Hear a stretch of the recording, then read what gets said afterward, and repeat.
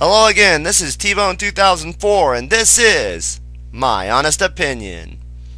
Alright, tonight I'm going to be discussing an issue that most people on YouTube are really angry about.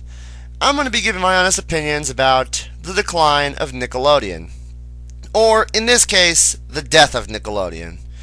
Now, for those of you who do not know about the death of Nickelodeon, let me try to explain it like this. Back in 1986, there was a little-known network known as Nickelodeon. It was the first network for kids, as they always claimed it. Then it would become the only network for you. Now, what kind of a network can tell you that? It's the only network for you. It's designed with you in mind. I mean, you've got cartoons, you've got sketch comedy, and let's see what else. Oh yeah, a show kind of like the Twilight Zone known as Are You Afraid of the Dark? You got Double Dare, you've got Legends of the Hidden Temple, you've got the Looney Tunes, you got Doug, Rugrats, Ren and Stimpy, The Secret World of Alex Mack, Kenan and Kel, and the list just goes on and on and on. So many great shows designed with you in mind. That was until 2004. Now, I know a lot of you are going to be saying, well, wasn't it in 2003 when Nickelodeon finally met the decline? I'll get to that later. Right now, I want to give my honest opinions about what I saw back in the 90s. I was a little sprout growing up. I'd play my Sega Genesis, I loved my Sonic the Hedgehog, and I loved my Nintendo, and I loved my Mario. But there was one network that I never turned away from, and that was Nickelodeon. My cable channel TV was tuned to 27 every single day. I would sit there and watch Nickelodeon religiously. On days when I'm not in school, I'm watching it. On the weekends, I'm watching it. Hell, I even watched Nick at Night at that. I mean, where else would you see I Love Lucy and all these other great classic shows that kids wouldn't even care about? I did. I thought they were great. But that's not what I'm talking about. Maybe I'll talk about it sometime later on, but not right now. What I'm talking about is all these great shows that really, really kicked ass. That's right, folks. We're talking Nicktoons, we're talking the sketch comedy, and we're even talking about Snick here. Yeah, does anyone remember Snick? Yeah, that was the coolest Saturday night you could ever imagine. I know a lot of you are going to say Saturday Night Live is the coolest Saturday night ever. Well, back then, when we was all kids, Snick was where it was at. Let me explain all these great shows that were there in this 2-hour block of pure, unadulterated coolness. Clarissa Explains It All, Roundhouse, Ren and Stimpy, and Are You Afraid of the Dark? Ladies and gentlemen, welcome back to 1992. This is where it's at. This is where it just totally rules. But you know, Sunday was also a good day because you also had all the game shows on Sunday. Like you had Family Double Dare, you had Legends of the Hidden Temple, you had Nick Arcade. It was all there. The one thing I really loved also on Sunday mornings before all the game shows began, I loved waking up, pouring me a big bowl of Lucky Charms, sitting down watching Doug, Rugrats, and Ren and Stimpy. All those three lined up. Oh man, I'm having such a great time reminiscing. Even in 1995, it got even better because then you added shows like Rocko's Modern Life. Does anyone remember Rocko? Man, that Rocko's the man. Why doesn't Hot Topic have DVDs of him? Seriously, they could make a ton of money if they started putting Rocko's Modern Life on DVD.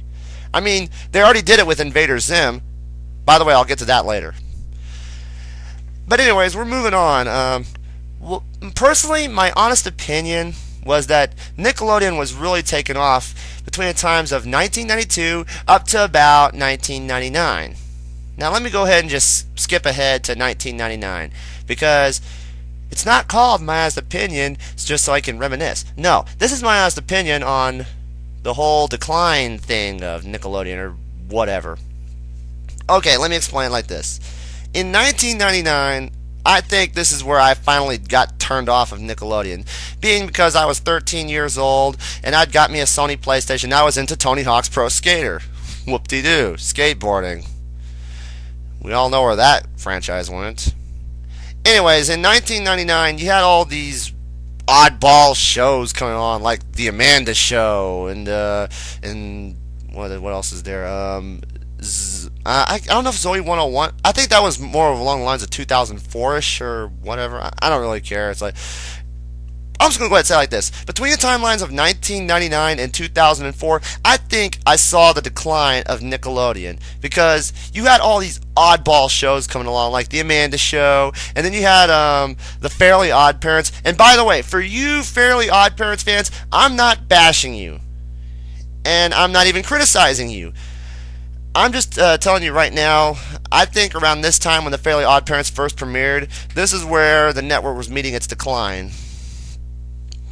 Now, with that being said, I'm not bashing any fans, and I am not criticizing any fans about what they think of their favorite shows on Nickelodeon. I'm not doing that. I'm just giving my honest opinion that around this time, 1999 to 2004, you had a bunch of crap start showing up on Nickelodeon.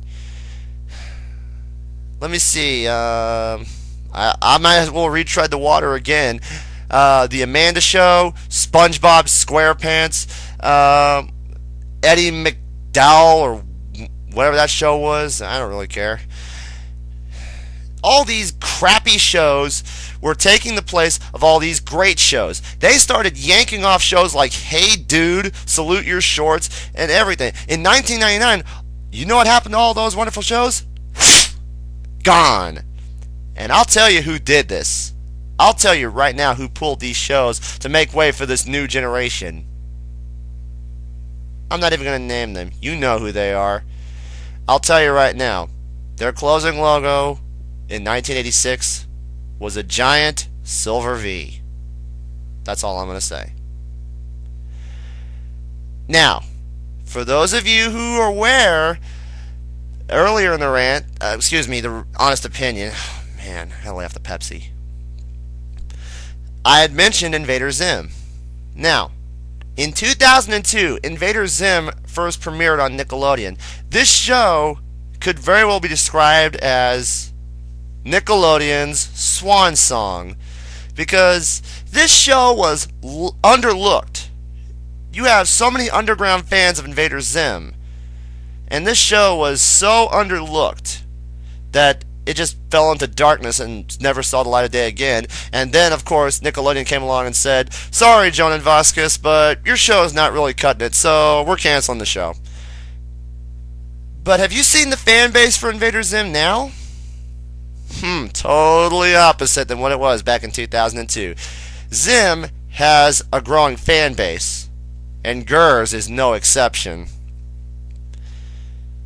And ultimately in 2004, you started getting shows like Zoe 101, Drake and Josh, and all these other wonderful shows that our generation looks at as just, what is this? Is this a joke or something? Well, to put it bluntly, my honest opinion is that Nickelodeon bit the dust back in 2004. Not 2003, 2004, when Invader Zim was canceled.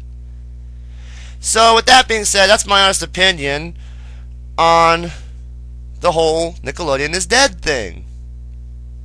If you really don't like my honest opinion, that's cool. If you're a Fairly Odd Parents fan, or if you're a fan of any of the things that came on after 2004, that's fine. I'm not bashing you. I'm just telling you my honest opinion about this.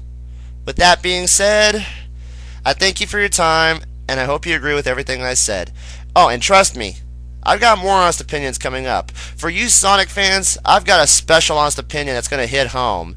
Cream the Rabbit and other Sonic Forgotten Cream the Rabbit and other forgotten Sonic characters. Also, for all the people that love my rants, more Sonic hentai and more animated porn that comes with it. That's right, folks. I'm going to rant on Sonic hentai again. So, until next time, this is T-Bone 2004, reminding you that Nickelodeon was once the only network for you. Is it now? No way, Jose.